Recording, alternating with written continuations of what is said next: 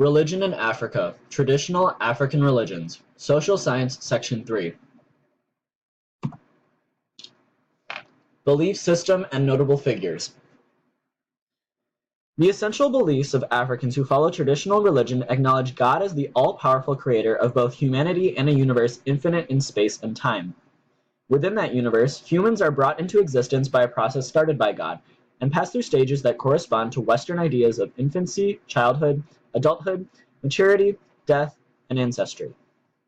Each stage puts an individual closer to the Creator, and thus ancestors serve as intermediaries to the Creator and elders as intermediaries to the ancestors. For this reason, humans are defined by their ancestors, and the past offers an explanation for how the present came to be.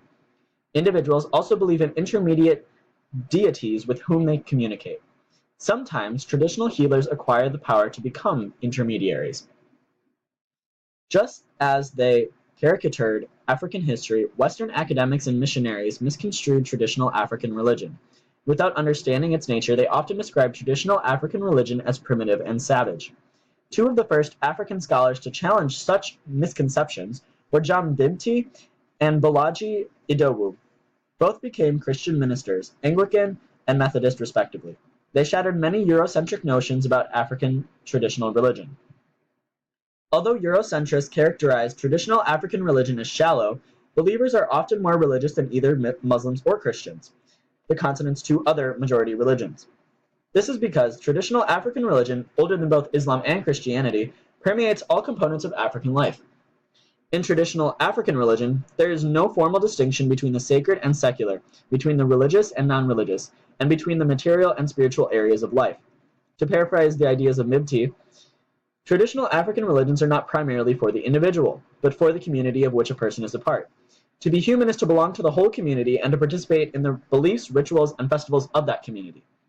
When Africans leave the village for the city and abandon their religion, they can suffer severe strain since this detaches them from their religious foundation.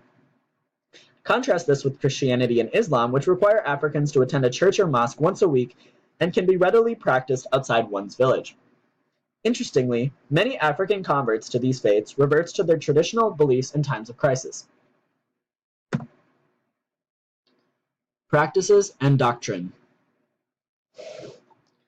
Followers of traditional African religion have neither sacred scriptures nor missionaries. Religion is instead written in people's hearts and minds and is transmitted via oral histories and rituals and by religious specialists such as priests, rainmakers, officiating elders, and kings. To understand African traditional religion, one needs to know not only the beliefs concerning God and the spirits, but also the religious journey of the individual from birth to the physical death, and the beliefs of the persons responsible for formal religious rituals and ceremonies.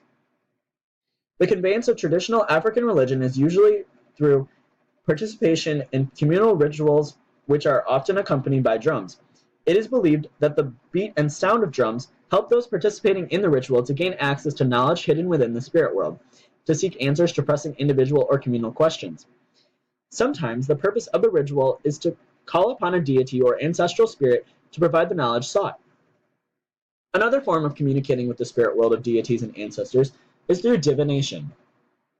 The means to carry out the ritual vary, but a common one is throwing the cowries.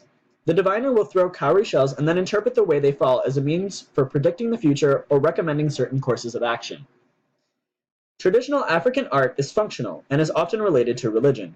Unlike artists in the West, who create objects to provoke admiration or intellectual engagement, traditional African art is created to carry out some kind of purpose.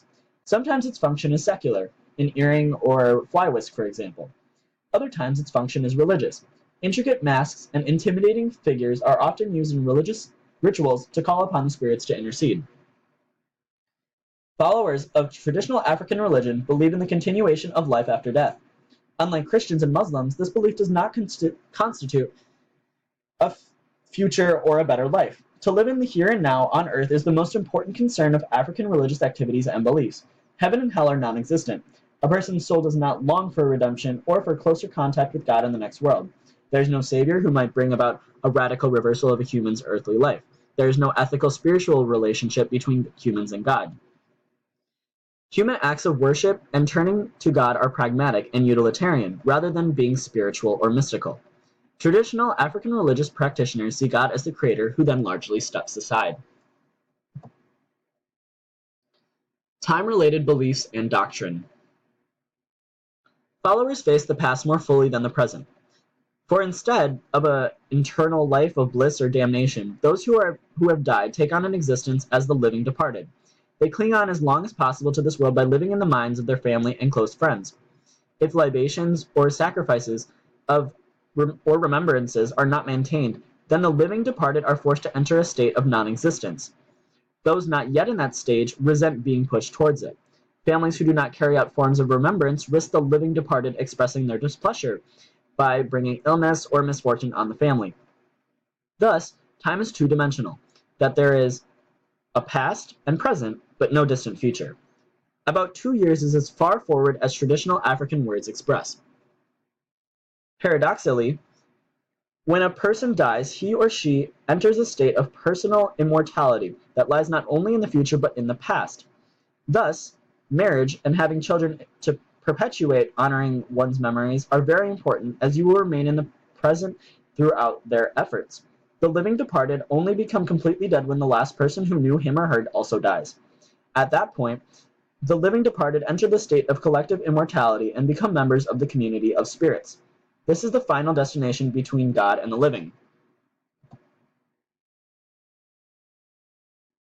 The other two major belief systems. With such a spiritual foundation, it was logical that religion played a major role in encounters between Africans and outsiders.